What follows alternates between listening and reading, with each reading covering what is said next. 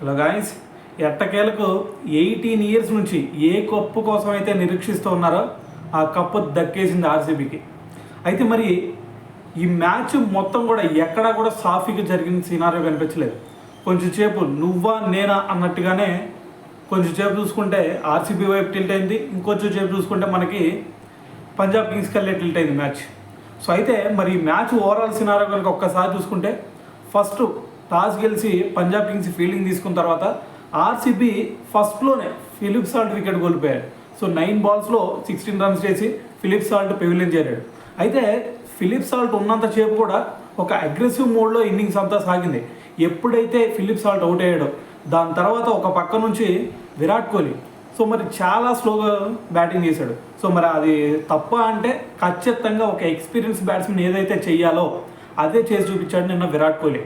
So ఇంకోవైపు చూసుకుంటే Mayank Agarwal so తన్నే కొంచెం యాంకర్ ఇన్నింగ్స్ ఆడమని చెప్తూ సో తనకి సపోర్ట్ ఇస్తూ ముందుకెళ్ళాడు విరాట్ కోహ్లీ. సో విరాట్ కోహ్లీ ఇన్నింగ్స్గా నేను నిన్న చూస్తే ఖచ్చితంగా నేను చివరి వరకు ఆడాలా, మ్యాచ్ని ఎట్టి పరిస్థితుల్లో మా చేతి నుంచి విడవకూడదని చెప్పేసి ఒక పంతం బట్టి వచ్చినట్టు కనిపించాడు నిన్న. సో ఏకంగా 43 రన్స్ చేశాడు. అయితే దాని తర్వాత చూసుకుంటే మిగతా అందరూ కూడా ఈ మ్యాచ్లో కాంట్రిబ్యూట్ చేశారు. ప్రతి ఒక్కరు కూడా మనకి మయాంక్ అగర్వాల్ చూసుకుంటే 24 రన్స్ చేశాడు. దాని తర్వాత వచ్చిన పటిదార్ చూసుకుంటే 26 రన్స్ చేశాడు. దాని తర్వాత లివింగ్ స్టోన్ చూసుకున్నా సరే 25 రన్స్ చేశాడు. దాని తర్వాత వచ్చిన జితేష్ శర్మ చూసుకుంటే ఏకంగా 10 బాల్స్లో 24 రన్స్ చేశాడు. సో ఒక 2 షాట్లు కొట్టాడు భయ్య జితేష్ శర్మ, మ్యాచ్కి హైలైట్ అని చెప్పాలి. సో మరి ఓవరాల్గా చూసుకుంటే వీళ్ళు మరి 190 రన్స్ అయితే చేయడం జరిగింది 20 ఓవర్స్లో. సో మరి 190 రన్స్ అంటే అహ్మదాబాద్ పిచ్లో ఖచ్చితంగా చేయొచ్చు.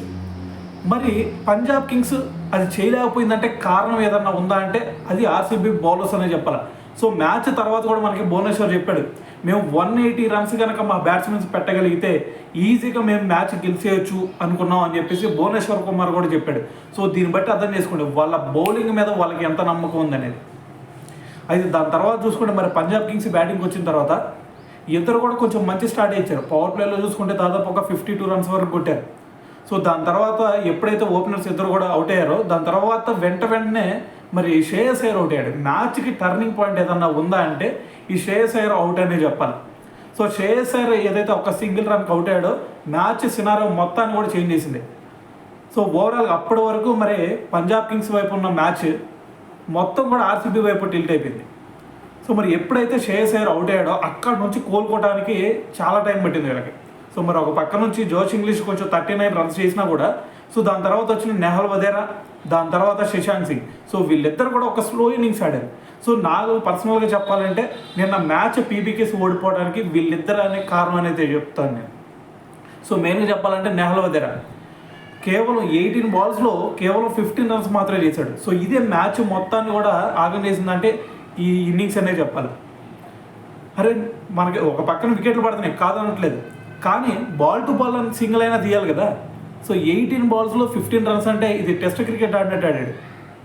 సో మరి అది పక్కన పెడితే దాని తర్వాత వచ్చిన మరి స్టోయినిస్, సో మరి స్టోయినిస్ మీద ఓప్స్ పెట్టుకున్నాం. అతను చూసుకుంటే మరి ఒక 6 కొట్టాడు వచ్చి రంగాల్ని. సో దాని తర్వాత స్టోయినిస్ కనుక చివరి వరకు ఉన్నట్టయితే ఈరోజు మ్యాచ్ రిజల్ట్ వేరేగా ఉండేది. సో మరి దాని తర్వాత చూసుకుంటే మరి శశాంక్ సింగ్ చివరి వరకు పోరాడినా సరే మ్యాచ్ ఫలితం దక్కలేకపోయింది పీబీకేస్కి. సో మరి 18 ఇయర్స్ నుంచి దేనికోసం అయితే వాళ్ళు వెయిట్ చేస్తూ ఉన్నారో సో మరి దాన్ని అయితే రీచ్ అవ్వలేకపోయారు. సో మరి ఒక పక్కన మరి ఆర్సీబీ సినారియో చూసుకుంటే వాళ్ళకల్లే మెయిన్గా వాళ్ళు ఈరోజు మ్యాచ్ గెలవడానికి రీజన్ ఏదన్నా ఉందా అంటే వాళ్ళ బౌలర్స్ అనే చెప్పాలి. Excellent bowling. సో జోష్ హ్యాజల్వుడ్ ఏదైతే ఆ వికెట్ తీసిచ్చాడో ఫస్ట్లో అది ఒక బూస్టప్ ఇచ్చిందనే చెప్పాలి. సో మరి ఓవరాల్గా చూసుకుంటే 18 ఇయర్స్ తర్వాత మళ్ళీ విరాట్ కోహ్లీ 18 ఇయర్స్ తర్వాత కప్పు కొట్టాడు. సో దాని తర్వాత మ్యాచ్ కంప్లీట్ అయిన తర్వాత సినారియో చూసుంటారు మీరు, విరాట్ కోహ్లీ భావోద్వేగానికి గురవటం. సో దాని తర్వాత ఐపీఎల్ నిన్న అన్నీ కూడా గూస్ బంప్స్ వచ్చే సీన్సే కనిపించినాయి భయ్య. విరాట్ కోహ్లీ గ్రౌండ్లో కన్నీళ్ళు పెట్టుకోవడం, దాని తర్వాత ట్రోఫీ లిఫ్ట్ చేసేటప్పుడు ఇటు పక్క ఏబీ డివిలియర్స్, ఇంకో పక్క చూసుకుంటే క్రిస్ గేల్. అరే ఏమా హైమీలో ఉన్నప్పుడే వీళ్ళు ట్రోఫీ కొట్టలేకపోయారు, ఇప్పుడు కొడతారా లేదా అనుకున్నాం, కానీ కొట్టి చూపించారు భయ్య. సో ఈ మ్యాచ్ గురించి ఎంత చెప్పినా తక్కువే.